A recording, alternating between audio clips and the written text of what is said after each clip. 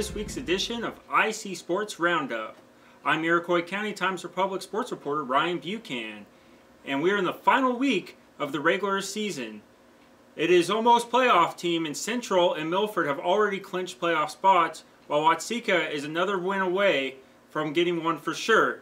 But at 5-3, they're not doomed if they go 5-4 because they have already accumulated a lot of playoff points.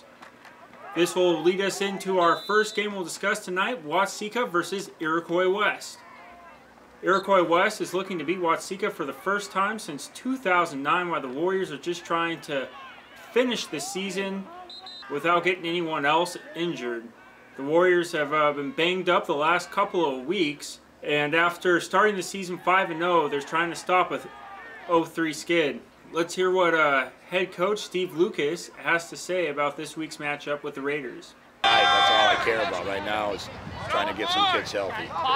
Without all those guys, it's going to be a struggle against anybody. Iroquois West started the season with 2 victories, but hasn't won since then. Here's what head coach DJ Harris had to say about his matchup with Watseka.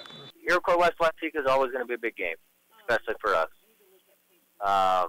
You know, Coach Lucas has done a great job over there. Our hands are going to be full, and we got to play an A game. We will next discuss Central at Moments. This game features the best scoring offense in the Sangamon Valley Conference versus the best scoring defense against the Sangamon Valley Conference. Central allows an average of 11.6 points per game, while Moments leads the conference with a 41.75 points per game. Central, however, is second in the conference in scoring with 41.62 points per game. A big key for Central would be shutting down running back DeAndre Wright, who has rushed for 2,000 yards and 32 touchdowns this year.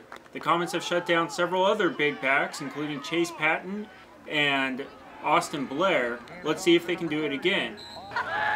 Let's listen in to what head coach Brian Spooner had to say about his final game of the season before playoffs. Next week is an entirely different matter. You know, I tell you what, it's hard to simulate anybody like DeAndre just because of the way that, you know, he's so quick and fast, and you know, if you give him a crease, he's gone. And we really got to tighten up. Our run defense has been pretty solid, but again, we haven't faced a back quite like DeAndre yet, so it'll be a huge challenge for our defense this week. And you know, I think if our kids are up for the task, you know, Watseka held him in check for the most part, and so did St. Joe. And I think if our kids are up to the task, I think we'll be okay. But again, we have to limit his big runs. We have to contain him and make sure that he doesn't get in the open field, because that's when he's the most dangerous. With Milford receiving a forfeit this week against Hoopston, that is all the action for this week in Iroquois County. For a full recap of all your favorite teams, check us out on print and on the web. This is it for this week's edition of IC Sports. Thank you, and have a good night.